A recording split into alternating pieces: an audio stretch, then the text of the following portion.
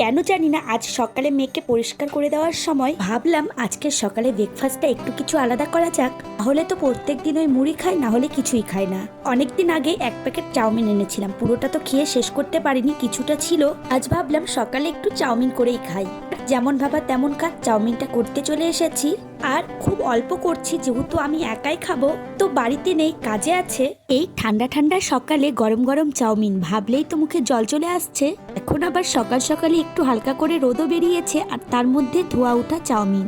আমি এই চাউমিনটা একেবারে ঘরোয়া পদ্ধতিতে করি, ঘরে যেগুলো থাকে সেগুলো দিয়েই করি, বাইরের কোনো এমন কিছু মশলা দেই না। আমাকে এই সিম্পল ভাবে চাউমিনটা খেতেই বেশি ভালো লাগে।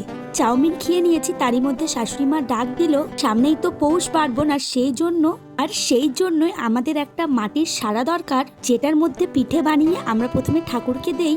ভ্যান নিয়ে একটা লোক মাটির এই সারাগুলো বিক্রি করতে এসেছে, সেখান থেকে ভাবলাম সারাগুলো কেনা যাক। একটা মাটির সারা, তার সাথে একটা ঢাকাও দেবে, আর দাম নেবে 30 টাকা। তোমাদের বাড়িতে বা তোমাদের কি এইরকম মাটির সারাতে ঠাকুরকে প্রথম পিঠে বানিয়ে দেওয়ার নিয়ম আছে? থাকলে কিন্তু অবশ্যই কমেন্টে জানাবে। আমার বাবার বাড়িতে এই নিয়মটা আছে, কিন্তু আমার বাবার বাড়ির সারাগুলো এই রকম নয়, একটু থালার মতো, আর এই সারাগুলো একটু বাটির মতো। চলো তাহলে স্নান করে চলে এসেছি, ঘরের জানলাগুলো খুলে দিই, ঘরে একটু রোদ ঢুকুক। এই শীতকালে যেদিন করে একটু করে রোদ বেরোয় মনে হয় ঠান্ডাটা অনেকটাই কমে যায়।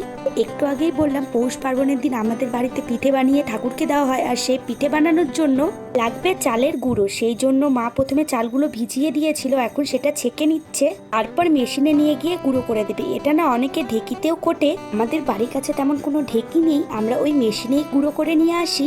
এইদিকে শাশুড়ি মা চলেও গেল চালগুলোকে নিয়ে মেশিনে গুঁড়ো করতে।